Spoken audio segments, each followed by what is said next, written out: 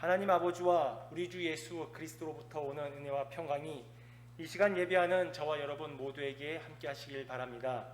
아멘. 말씀의 제목은 진실로 감사하는 사람입니까? 라는 제목으로 함께 말씀 나누길 원합니다. 감사는 하나님을 인식하는 중요한 표현입니다. 그 감사의 입술을 통해 하나님께서 일하시기 때문입니다.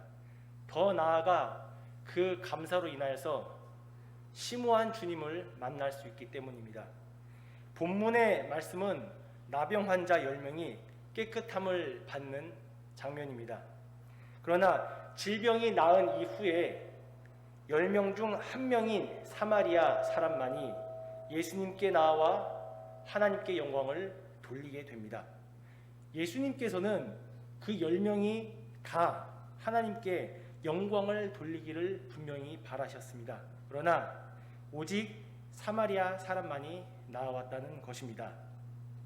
오늘 본문 말씀을 통하여 전능하신 하나님께 나와 감사와 영광을 돌린 그 사마리아인의 감사의 마음을 살펴보기를 원합니다.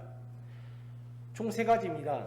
첫째입니다. 진실된 감사는 어떠한 상황에서도 하나님이 중심으로 자리 잡고 있어야 한다는 사실입니다. 13절을 보게 되면 나병 환자들은 분명히 예수님에게 불쌍히 여겨달라고 외치는 모습을 봅니다.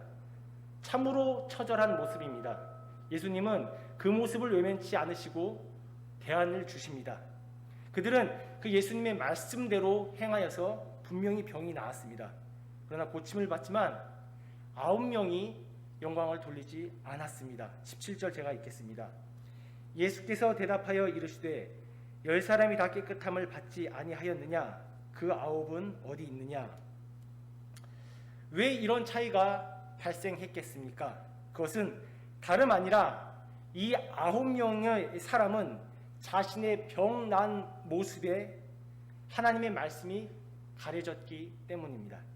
이 말은 다른 말이 아닙니다.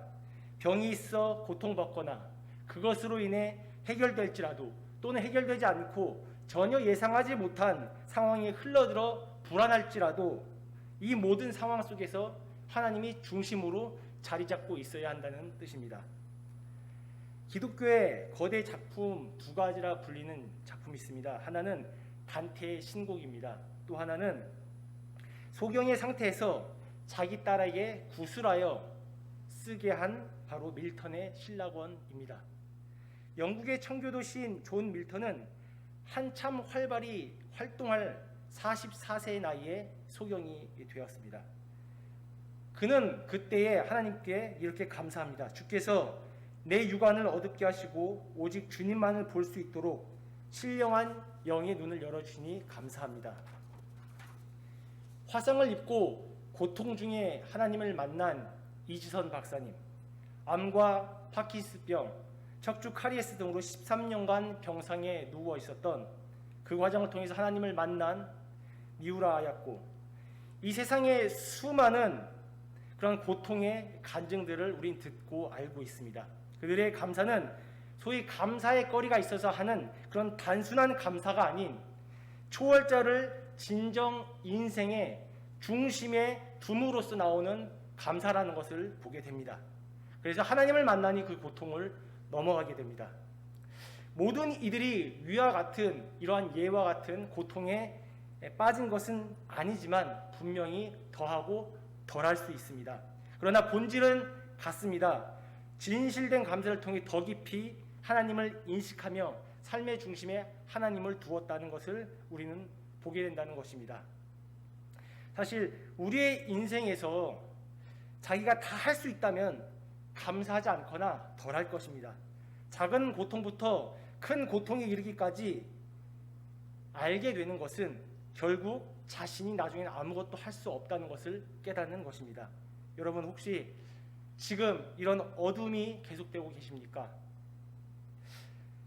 혹은 그 고통을 통해 주님을 만나셨습니까? 그 만난 주님께 진심으로 감사하셨습니까? 아니면 지금 이 순간에 진심으로 주님을 만나셔야 될 때는 아닙니까? 둘째입니다. 진실된 감사는 입으로 표현해야 합니다. 한자를 표의 문자라고 합니다. 한자 하나하나에 부수 하나하나의 뜻이 담겨 있기 때문입니다. 그렇게 한자 성경의 감사의 뜻을 살펴보게 되면 오늘 이 말씀을 더 확실하게 볼 수 있게 됩니다. 감사는 느낄 감에 살해할 사로 표기가 됩니다. 이 느낄 감이라는 한자를 분해해 보게 되면은 이 감자는 남거나 빠진 것이 없이 모두를 뜻하는 다라는 부수를 가지고 있습니다. 그리고 그 다라는 부수 아래 마음 심자가 받치고 있는 것입니다. 해석하면은 더도 덜도 없이 전부를 마음으로 그것을 드리겠다는 뜻으로 이 감이란 한자가 만들어졌다는 것을 보여줍니다. 성경의 원문 16절의 감사는 원어로 에카리스테오라는 단어가 사용이 됩니다.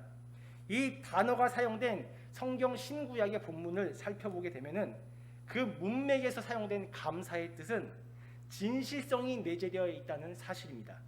진실이라는 사전적 의미는 우리가 너무 잘 알다시피 거짓 없이 그 모습, 그 자체, 모든 것을 말하고 있습니다. 사마리아 사람은 병 고침 이후에 예수님께 나와 진실로 거짓 없이 전부 그대로 마음을 다하는 모습이 그 감사라는 단어에 묻어 있음을 보게 됩니다. 그는 너무나 감사하여서 큰 소리로 외쳐 하나님께 감사를 돌렸습니다. 저는 이 말씀을 묵상하면서 한 가지를 생각하게 되었습니다. 아마 나머지 9명도 사마리아인과 같이 병 나음에 대한 감동은 있었을 것입니다. 자신의 눈으로 자신의 몸이 나았다는 것을 분명히 보았기 때문입니다. 그러나 그 9명은 자신의 병 나음에 예수님의 말이 가리워졌기 때문에 자연스럽게 감사의 표현, 입술의 고백도 하지 않았음을 보게 됩니다.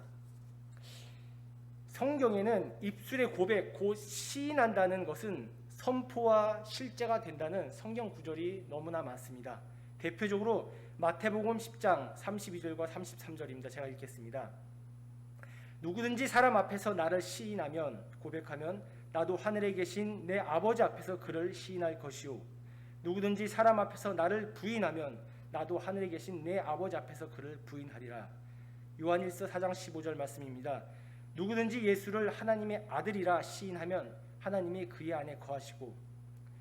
사실 입술은 우리의 마음을 대변하는 변호사의 역할을 합니다.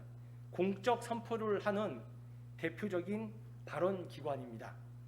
그래서 야고보서에서는 혀 사용법을 보여주고, 잠언에서는 마음으로 시작되어 입술로 선포할 때 일어나는 지혜의 여러 가지 것들을 보여주는 엄청난 보화들을 보여주는 그런 기록물로서 우리는 보게 됩니다.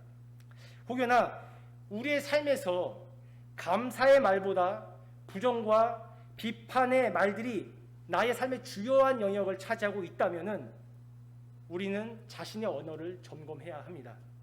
언어는 나의 과거와 현재와 미래를 연결짓는 실제적인 도구이자 생명을 연결하는 실체이기 때문입니다. 각자에게 주신 깊은 감사들의 기억을 반추해 봅니다. 고난과 고통 속에서 만나주신 주님, 내가 온 마음과 모든 것을 다해 주님을 찾았을 때 그때의 감사를 기억하며 오늘 다시 입으로 진실된 감사를 고백하시는 주님의 종들 되시길 기도합니다. 셋째입니다. 진실된 감사는 더 큰 축복을 경험하게 합니다. 감사는 더 큰 축복을 끌어오는 자석이라고 말을 합니다. 마가복음 8장 6절에는 4,000명을 먹이신 예수님의 기적이 나와 있습니다. 이때 이 기적이 일어나기 전에 예수님께서는 이 떡을 가지고 축사하셨다고 기록되어 있습니다. 이 단어의 원문을 살펴보면 감사와 혼용되어서 사용된 단어가 이 축사라는 단어입니다. 사복음서에 전부 나온 기적들이 있습니다. 그 기적이 바로 오병이어의 기적입니다. 이 오병이어의 기적에서도 예수님께서는 하늘을 우러서 축사하셨다라고 나와 있습니다. 예수님은 그 기적을 행하기에 앞서서 감사 기도를 드렸다는 것을 분명히 보여줍니다. 보통 우리가 어떤 해결할 수 없는 앞의 문제에 봉착하게 되면은 우리는 보통 기도를 이것을 행할 능력과 기적을 주십시오, 힘을 주십시오 라고 기도하지 않습니까? 근데 성경에 예수님께서는 그것이 아니라 오히려 감사하는 기도를 드렸다는 사실입니다. 여러분, 우리가 기도할 때 사실 하나님께서 그 일을 어떻게 행하실지, 그리고 어떤 초월적 신비의 일들을 만들어 가실지 하나님께서 알아서 판단하시고 때와 상황에 맞게 그 일들을 이루어 가시지 않겠습니까? 그렇다면은 그런 의미에서라면은 차라리 도리어 이미 하실 하나님, 이미 하실 것에 대한 확신을 주신 하나님께 감사의 기도를 드리고 믿음으로 나서는 것이 더 현명한 판단이 아니겠습니까? 찬송가의 작가 아이작 와츠는 이렇게 말했습니다. 하나님이 계신 두 곳이 있습니다. 한 곳은 천국이요, 한 곳은 감사하는 심령이다 라고 말했습니다. 오늘 본문의 사마리아 사람은 진실된 감사를 고백함으로써 더 큰 축복인 예수님과 관계를 맺게 됩니다. 이 관계의 열매로 구원이 주어진 것입니다. 우리 삶의 신비는 여러분 언제 일어났습니까? 때때로 내가 어린아이와 같은 그런 상황에서 주신 영적인 일들도 있지만 내가 모든 것을 다한 진정 어린 감사의 마음을 주님께 드릴 때에 관계의 문이 열리고 새로운 환경으로 나가는 용기를 주시고 장애물을 통과한 힘을 주시지 않았습니까? 이러한 일들로 인하여 우리의 지형이 넓어지고 성품도 개발되고 더 큰 그릇으로 우리를 빚어내시지 않았습니까? 그렇기에 감사는 작게 시작하나 계속 확장됩니다. 여러분, 우리 주위의 사람들로 인하여 그 사람들이 감사로 생각되십니까? 아니면은 여전히 비판의 대상으로만 보이십니까? 시간이 어느 정도 흘러서 바라볼 때에 그때의 일과 상황과 사람을 통해 나를 단련하신 하나님께 감사하지 않겠습니까? 원리는 동일합니다. 그래서 감사하는 사람은 작은 일도 소중히 여기고 작은 관계도 기뻐하는 것, 그것이 충실된 자의 모습입니다. 말씀을 정리하겠습니다. 미국의 유명한 철학가 수필가이자 시인인 헨리 데이비드 소로우는 말했습니다. 하루의 질을 높이는 것이야말로 가장 고귀한 예술이다. 사실 여러분, 우리 하루의 의지는 너무나 약합니다. 그러니 너무 길게 생각하여 질적으로 높이는 것만 생각하지 마시고 작은 감사로 시작하여 하루를 귀하게 마무리한다면 더 큰 축복을 경험하게 될 것입니다. 그리고 삶의 질은 자연스럽게 아름다워지게 될 것입니다. 그리하면 모든 지각에 뛰어나신 하나님의 평강이 그리스도 예수 안에서 저의 마음과 생각을 지키실 것입니다. 아멘. 함께 기도하겠습니다. 주님께서 이미 우리에게 감사의 조건들을 주셨고 우리는 누렸습니다.